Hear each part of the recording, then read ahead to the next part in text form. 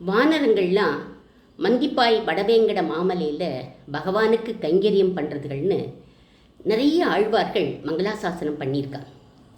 பூதத்தாழ்வார் சொல்கிறார், போதறிந்த வானரங்கள் பூஞ்சுனை புக்கு ஆங்கு அலர்ந்த போது அறிந்து கொண்டு ஏத்தும் அப்படிங்கிறார்.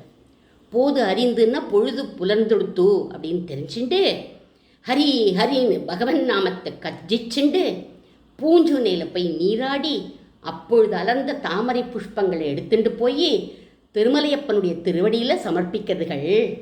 சபல புத்தி உள்ள குரங்குகளே கைங்கரியம் பண்ணுறதுகளே, நாம் வீட்டில் உட்காண்டு குரங்கு சேஷ்டை பண்ணிட்டு பக்தி பண்ணாமல் இருக்கலாமா அப்படிங்கிற. சேது பந்தனம் பண்ண குரங்குகள் ராமருக்கு கைங்கரியம் பண்ணித்து அப்படின்னு தொண்டடிப்பொடி ஆழ்வார் சொல்கிறார். குரங்குகள் மலையை நூக்க குளித்துத்தான் புரண்டிட்டோடி தரங்க நீர் அடைக்கலுற்ற சலனிலா அணிலம் போலே. குரங்குகள் ஒன்றுக்குமே உதவாது. குரங்கு புத்தி அப்படின்னே சொல்லுவார். இங்கே தாவும் அங்கே தாவும், அங்கே குதிக்கும், குர் குர் குர்னு சப்தம் போடும். ஆஸ்போட யாமாச்ச சுசும்ப புச்சம்னு தன்னோட பாலை எடுத்துட்டு தானே முத்தம் கொடுத்துக்கும். இதுகளை வசப்படுத்த யாராலேயுமே முடியாது. ஆனால் இதுகளை வசப்படுத்தலைன்னா சர்வேஸ்வரனுங்கிற பேர் அவருக்கு போயிடும்.